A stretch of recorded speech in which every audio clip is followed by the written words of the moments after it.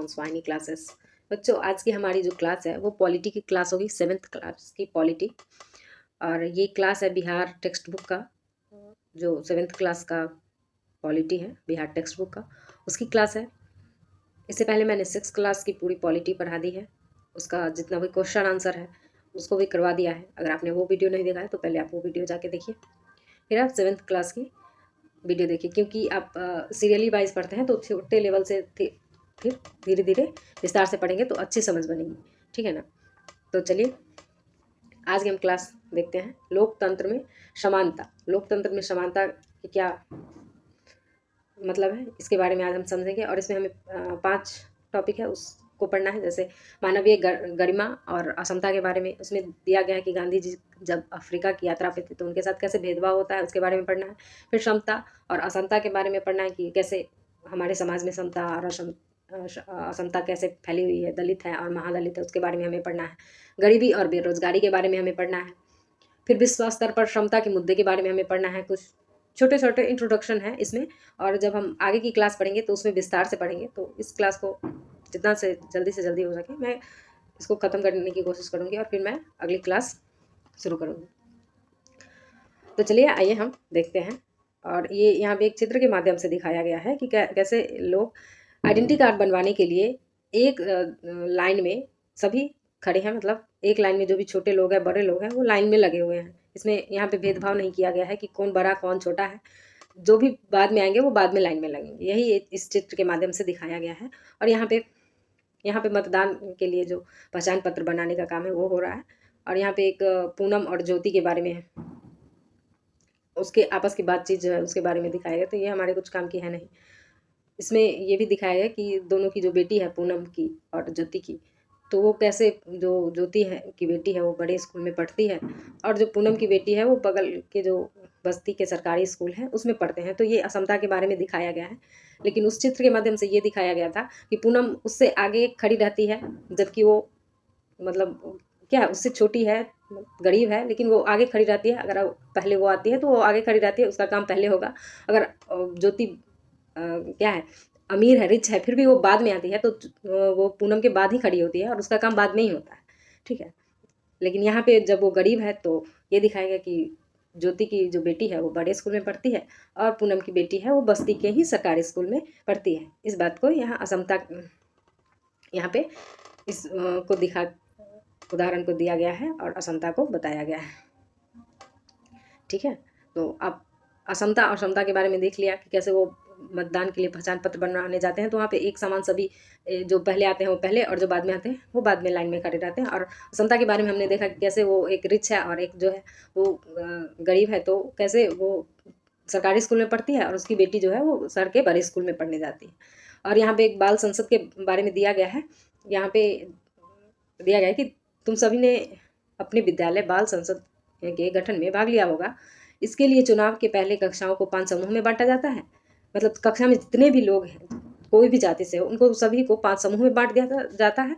और प्रत्येक समूह में सभी कक्षाओं के छात्र छात्रा शामिल होते हैं। इसमें 5 ऐसे समूह तैयार कर लिए जाते हैं जिसमें सभी कक्षाओं के छात्र छात्राएं एक साथ शामिल होते हैं। सभी कक्षा के जो छात्र और छात्राएं हैं वो एक साथ शामिल होते हैं, यानी कि जो भी लड़के हैं या फिर लड़कियां हैं वो सभी एक साथ शामिल होते हैं। 5 समूह अपने अपने समूह से 2 प्रतिनिधियों का चुनाव करते हैं। तो यहाँ पे लड़का और जो लड़की है, छात्र और छात्राएं हैं, उसमें समता के बारे में दिखाया गया है बाल संसद के थ्रू। तो चलिए हमारा टॉपिक ये है, मानव की गरिमा और असमता के बारे में हमें पढ़ना है। जब लोगों के साथ असमता का व्यवहार होता है तो उसके सम्मान को ठेस पहुंचती है। यही बात आप नीचे दिए गए उदाहरण में देख सकते हैं। इसमें हमें गांधी जी के यात्रा, अफ्रीका की जो यात्रा पर थे उसके बारे में पढ़ना है। गांधी जी की अफ्रीका यात्रा। अब आपने अफ्रीका प्रवास के दौरान एक बार गांधी जी, मैं इसको थोड़ा साफ कर देती हूँ, 1 मिनट रुक जाइएगा। तो गांधी जी की अफ्रीका यात्रा। अपने अफ्रीका प्रवास के दौरान एक बार गांधी जी रेलगाड़ी द्वारा डरबन से प्रिटोरिया जा रहे थे। और क्वेश्चन यहाँ से पूछ देता है कभी कभी बीपीएससी, या फिर कई दफ़ा बहुत सारे एग्जाम में ये पूछा गया है कि जब गांधी जी अफ्रीका में जब उनके साथ भेदभाव हुआ था रेलगाड़ी के डब्बे में, तो वो कहाँ से कहाँ जा रहे थे? तो वो डरबन से प्रिटोरिया जा रहे थे। ठीक है ना, 1 नंबर का ये क्वेश्चन आपका है कि वो डरबन से प्रिटोरिया जा रहे थे।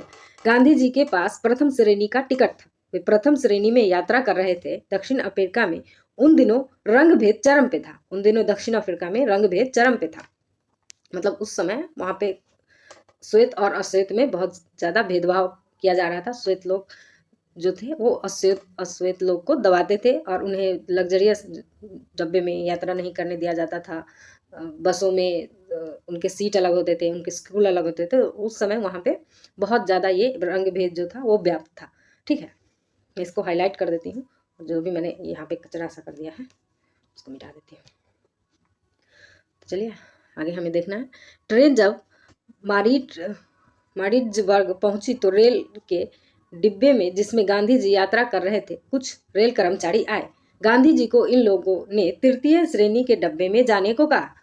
गांधी जी ने अपने पास प्रथम श्रेणी के टिकट उन्हें दिखाते हुए तृतीय श्रेणी के डब्बे में जाने से इनकार कर दिया।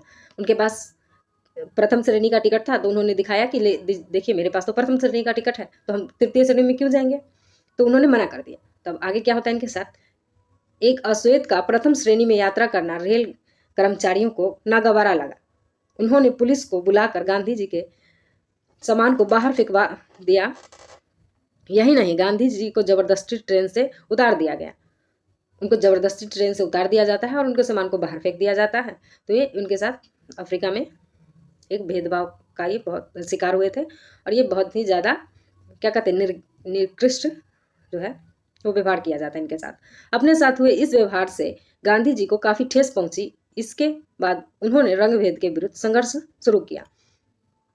इसके बाद से उन्होंने रंगभेद के विरुद्ध संघर्ष शुरू किया। और एक आवृत्ति है दिया हुआ, मैं एक विवाह समारोह में शामिल होने के लिए निकट के एक संबंधी के यहाँ आ गया था। उनका परिवार आर्थिक रूप से काफ़ी संपन्न था। समारोह में उपस्थित प्राय सभी लोग समाज के धनी लोग थे। सभी लोग काफ़ी महंगे सूट बूट में थे तथा गाड़ियों से आ रहे थे। मैं एक साधारण परिवार से हूँ। मुझे न तो बैठने के लिए और न खाने के लिए पूछा गया, यहाँ तक कि रात भर मुझे मच्छर काटते रहे और मैं सारी रात जागता रहा। अपने संबंधी तथा अन्य लोगों के व्यवहार से मेरा मन काफ़ी व्यथित हो गया। उनके साथ बहुत बुरा व्यवहार हुआ और इससे उनका मन व्यथित हो जाता है। ये एक आवृत्ति दिया हुआ है। अगला टॉपिक पढ़ना है, समानता और असमानता के व्यापक स्वरूप। असमानता केवल व्यक्तिगत भेदभाव की बात नहीं। ऐसा नहीं कि कुछ ही लोग इस तरह का व्यवहार करते हैं। ये दिख नहीं रहा है, वैसे मैं पढ़ के आपको सुना देती हूँ, वो तो पूरा दिख नहीं रहा है ठीक से। कई बार रोजमर्रा की जिंदगी में इस तरह के व्यवहार सामान्य दिखते हैं, परंतु इसके पीछे एक गहरी असमानता का भाव छिपा रहता है। नीचे दिए गए उदाहरण हमारे समाज में लोगों की सोच को दर्शाते हैं और असमानता का व्यापक स्वरूप प्रस्तुत करते हैं। जैसे कई दफ़ा वैवाहिक विज्ञापन जो होते हैं उसमें सबसे पहले जाति के बारे में ही लिखा होता है कि हमको फलना जाति की लड़की चाहिए और फलना जाति का लड़का चाहिए। तो ये हमारे समाज में व्याप्त असमानता को दर्शाता है ना। हमारे समाज में जाति व्यवस्था की जड़ें बहुत गहरी हैं। इसका अच्छा उदाहरण दिए गए वैवाहिक विज्ञापनों में स्पष्ट रूप से देखा जा सकता है। यह शहरी क्षेत्र में रहने वाले उच्च शिक्षित लोगों द्वारा दिए गए विज्ञापन है। ये जो विज्ञापन दिए जाते हैं ये तो शिक्षित वर्ग के लोगों द्वारा दिए जाते हैं, लेकिन ये इतनी गहरी है हमारे समाज में व्याप्त कि लोग पढ़े लिखे होने के बावजूद भी ऐसी बेवकूफ़ियाँ करते हैं, मतलब इस दकियानुसी बातों को मानते हैं। यही बात यहाँ पे उस एक पत्रिका ये कटिंग के माध्यम से दिखाया गया है कि कैसे वैवाहिक जो विज्ञापन होते हैं उस पर कैसे जाति के नाम, और वहाँ पे तो लिखा भी रहता है, मैंने तो पढ़ा है कि कई दफ़ा लिखा रहता है कि लड़की मुझे गोरी चाहिए, तो वो रंग भेद के खिलाफ भी एक भेद असमानता होता है ना। तो यहीं पे दिखाया गया है इस माध्यम से। तो यह शहरी क्षेत्र में रहने वाले उच्च शिक्षित लोगों द्वारा दिए गए विज्ञापन है। इन विज्ञापनों में प्रमुख रूप से जाति का उल्लेख होता है एवं विवाह की शर्तों में जाति की प्रमुखता होती है। विवाह की शर्तों में जाति की प्रमुखता होती है कि इस जाति के लोग रहेंगे। आगे पढ़ना है मध्याह्न भोजन और विद्यालय।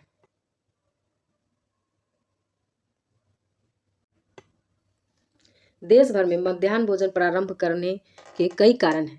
कई बच्चे खाली पेट स्कूल आते हैं और उनका मन इस वजह से पढ़ाई में नहीं लगता। बहुत जगह बच्चे स्कूल की आधी छुट्टी में भोजन करने जाते हैं और बाद में वापस नहीं आते। कई माताओं को काम छोड़कर बच्चों के लिए भोजन की व्यवस्था हेतु वापस आना पड़ता है। ऐसा देखा गया है कि मध्याह्न भोजन के कारण कई विद्यालयों में न सिर्फ बच्चों की उपस्थिति बढ़ी, बल्कि सीजन पढ़ाई बीच में छोड़ देना भी बहुत कम हुआ। सीजन जो पढ़ाई बीच में छोड़ देता है उसको कहते हैं सीजन, तो वो भी कम हुआ। मध्याह्न भोजन योजना में बच्चों को भोजन तो मिलता ही है, उसके बीच की सामाजिक दूरियों को भी कम करने का प्रयास इसके माध्यम से किया जाता है। सभी बच्चे एक ही प्रकार के भोजन करते हैं, चाहे उनकी जाति कोई भी क्यों ना हो। इसी प्रकार भोजन बनाने के लिए किसी भी जाति के लोग नियुक्त किए जाते हैं, चाहे वो दलित या महादलित ही क्यों ना हो। कहीं कहीं भोजन बनाने वाले की जाति को लेकर विवाद भी हुआ, पर इसे विद्यालय शिक्षा समिति ने अपने स्तर पर सुलझा लेने का प्रयास किया। कई जगह ये भी देखा गया है कि जो स्कूल में भोजन बनाते हैं वो अलग जाति के हैं, तो उच्च जाति के जो लोग हैं वो खाने के लिए मना कर देते हैं। ऐसा कई दफ़ा हुआ है, तो उसको शिक्षा समिति ने सुधारा है। ये क्या है, जागरूकता फैला रहे हैं ना शिक्षा के माध्यम से। जो बड़े उच्च जाति के लोग हैं और जो छोटे जाति के लोग हैं वो सभी एक ही भोजन करते हैं। जो विद्यालय में बनता है वो सभी वही भोजन करते हैं, उनके लिए कोई अलग नहीं बनता है कि उच्च जाति का है तो उनको अच्छा पकवान खिला दिया और जो छोटे जाति के हैं उनको कोई मोटा अनाज खिला दिया। ऐसा नहीं है, जो बनता है वो सभी के लिए एक समान बनता है। तो ये एक समानता का प्रयास सरकार द्वारा किया जा रहा है। ठीक है, अब हमें पढ़ना है दलित शब्द और महादलित के बारे में। दलित एक ऐसा शब्द है जिसे निचली कही जाने वाली जाति के लोग स्वयं को संबोधित करने के लिए प्रयोग में लाते हैं। दलित का मतलब है जो निचली जाति के लोग हैं उन्हें दलित कहा जाता है, जिसका अर्थ है समाज में दबे एवं उपेक्षित लोग। इस शब्द का इस्तेमाल करने वाले दलित ये संकेत करते हैं कि उनके साथ आज भी भेदभाव किया जा रहा है। और दलित शब्द का मतलब है जिसे दबाया गया हो। और एक शब्द है महादलित। दलितों में सबसे पीछे रह गए समूह को बिहार में पहली दफा महादलित कहा गया। तो ये बिहार महादलित जो शब्द है वो बिहार का शब्द है, बिहार द्वारा सबसे पहले इसका प्रयोग किया गया है। जो दलितों में सबसे और भी पीछे हैं उन्हें महादलित कहा गया। ठीक है, तो अभी तक हमने ये देखा है कि कैसे असमानता है समाज में और कैसे उस असमानता को कम करने के लिए सरकार तरह तरह के प्रयास कर रहे हैं। जैसे बाल संसद हो गया या स्कूल में जो मध्याह्न भोजन है उसके माध्यम से। तो ये समानता और असमानता असमानता के प्रति जागरूकता फैलाने का प्रयास लोकतांत्रिक सरकार में प्रयास किया जा रहा है। ठीक है, अब हमें पढ़ना है गरीबी और बेरोजगारी। असमानता का सबसे भयानक और बड़ा स्वरूप गरीबी और बेरोजगारी में नजर आता है। आपने पूनम की कहानी तो पढ़ी है। बिहार के आधे परिवार ऐसे हैं जिन्हें रोजाना भरपेट भोजन आज भी नहीं मिल पाता। सबसे ज्यादा गरीब लोग खेतीहर मजदूर हैं। इन्हें वर्ष भर काम नहीं मिल पाता। ये भूमिहीन या उनके पास बहुत थोड़ी जमीन है जिससे उनका गुजारा हो पाता है। ये दोनों तरह से असमानता का सामना करते हैं क्योंकि अधिकांश खेतीहर मजदूर दलित परिवार के हैं। एक तरफ बेरोजगारी और दूसरी तरफ सामाजिक भेदभाव है। विश्व स्तर पर असमता के मुद्दे। महात्मा गांधी के साथ अफ्रीका में अश्वेतों द्वारा किया गया दुर्व्यवहार एक विश्वव्यापी घटना बन गया। विश्व स्तर पर असमता के लिए संघर्ष का एक लंबा इतिहास रहा है। कई उदाहरणों में एक अमेरिका में नागरिक अधिकार आंदोलन के रूप में जाना जाता है।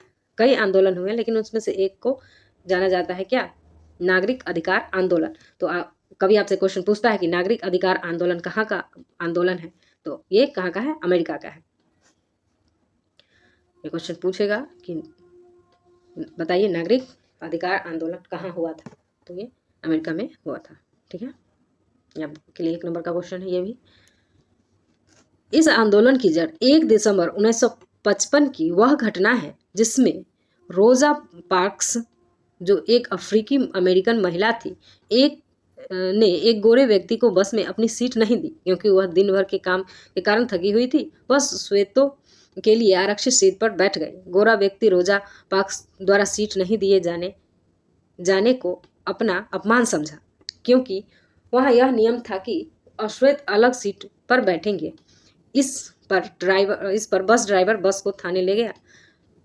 फिर भी महिला अपनी जगह पर डटी रही। अंततः उसे गिरफ्तार कर लिया गया। ऐसा व्यवहार करने के लिए उस महिला को गिरफ्तार कर लिया गया क्योंकि वो अश्वेत थी। उनका रंग जो था वो उनका रंग जो था उसके लिए उनको ये सजा मिला। यही रंग भेद के प्रति, जैसे अमेरिका में रंग भेद जो क्या था हो रहा था, उसका एक दिया हुआ है घटना। आगे क्या हुआ कि परिणामतः अफ्रीकी अमेरिकनों के साथ असमानता के मुद्दे पर देशव्यापी आंदोलन छिड़ गया। इसके बाद सन 1964 के नागरिक अधिकार अधिनियम द्वारा अमेरिका में अश्वेत के आधार पर भेदभाव पर रोक लगा दी गई। तो हमारे लिए ये सबसे इम्पोर्टेंट लाइन है कि कब संशोधन हुआ। 1964 में नागरिक अधिकार अधिनियम द्वारा अमेरिका में श्वेत और अश्वेत के आधार पर भेदभाव पर रोक लगा दी गई। कब ये रिफॉर्म आया? 1964 में। और रिफॉर्म का क्या नाम था? नागरिक अधिकार अधिनियम। इसके द्वारा अमेरिका में श्वेत और अश्वेत पर भेदभाव पर रोक लगा दिया गया। शिक्षा के क्षेत्र में भी इसका प्रभाव हुआ। अश्वेत बच्चों के लिए अलग खोले गए विद्यालयों में ही उनका नामांकन होता था। उसको क्या बंद कर दिया गया? अब वे कहीं भी नामांकन कराने के लिए स्वतंत्र थे, किंतु वे आज भी अपनी असमर्थता और आर्थिक असमता के कारण उन्हीं विद्यालयों में नामांकन को विवश हैं जहां पहले उनका नामांकन होता था। यही कारण है कि आज भी वहां श्वेत एवं अश्वेत के बीच असमता नजर आती है। रिफॉर्म तो ला दिया गया, लेकिन क्या था, अब उनके जो गरीबी और अमीरी का बीच का जो अंतर है, उसके वजह से वो बड़े जो जिनके पास पैसा है वो बड़े स्कूल में जाते हैं, और जिनके पास जो पैसा नहीं है, जैसे कि यहाँ पे ज्योति और पूनम का दिया हुआ था, के पास पैसा नहीं है तो वहीं पे एडमिशन करवाते हैं जहाँ पे उनका पहले एडमिशन होता था, जहाँ पे पहले पढ़ाई करते थे। ठीक है। अब लोकतंत्र में क्या है चुनौतियाँ? जहाँ लोकतंत्र होगा वहाँ समानता अनिवार्य रूप से होगी। जहाँ लोकतंत्र होगा वहाँ तो समता होगी ही होगी, सभी लोग को समान अधिकार होगा, है ना। तो लोकतंत्र में समानता अनिवार्य रूप से होगी। अतः लोकतंत्र से उम्मीद की जाती है कि सबको समान अवसर उपलब्ध होने चाहिए एवं सबके साथ बराबरी का व्यवहार होना चाहिए, किंतु बहुत बार ऐसा नहीं होता और असमता की स्थिति बनी रहती है। अपनी गरिमा बनाए रखने और साथ ही असमता से जूझने के लिए लोग प्रयास करते हैं। वे अपनी बात सामने रखते हैं, प्रश्न पूछते हैं, गोष्ठियां करते हैं एवं जन आंदोलनों में भाग लेते हैं। इस पाठ्यपुस्तक के अलग अलग अध्याय में क्षमता की बात की जाएगी और इसके लिए किए गए संघर्षों के बारे में चर्चा की जाएगी। ये हम आगे पढ़ेंगे। यहाँ पे बता दिया गया कि हमें अब आगे पढ़ना है। ठीक है, तो आज के लिए इतना ही। Thank you so much for watching. और सबसे बड़ी बात है कि ये मैं कहना चाहती हूँ कि इस चैप्टर से जितने भी क्वेश्चन बनते हैं, अभी तो मेरी नज़र में 2 से 3 क्वेश्चन ही बन रहे हैं, तो जितने भी क्वेश्चन बनेंगे वो मैं अगले वीडियो में लेके आऊँगी। आज के लिए इतना ही। धन्यवाद।